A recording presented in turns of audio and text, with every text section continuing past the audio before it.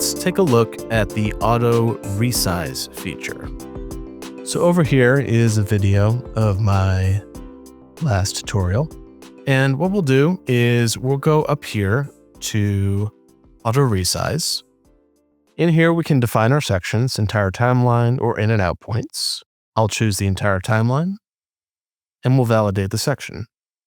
And here we can make more specific adjustments. So we can choose how we want to resize the footage.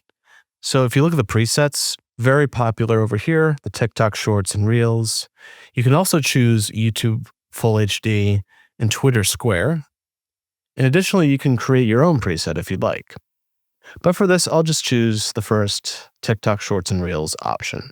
You can also change a follow subject speed, and you can choose between normal, slow, fast, none. I'll just choose normal for this. And if you have a company watermark that you like to display in your resize video, you can choose that as well. But for this example, I'll just leave that blank and go to resize a sequence. It will now begin to do its thing in the timeline, provide you with some more fireworks. And if we jump in over here, we can take a look at what we have. And you can see that we have a resized image, tailor-made for vertical social media.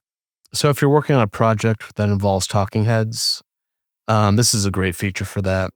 And it saves the step of having to go up here into sequence settings, manually resize it, and then manually move your footage after that. This just does it for you. Super streamlined, super easy, and I think it's a fantastic tool.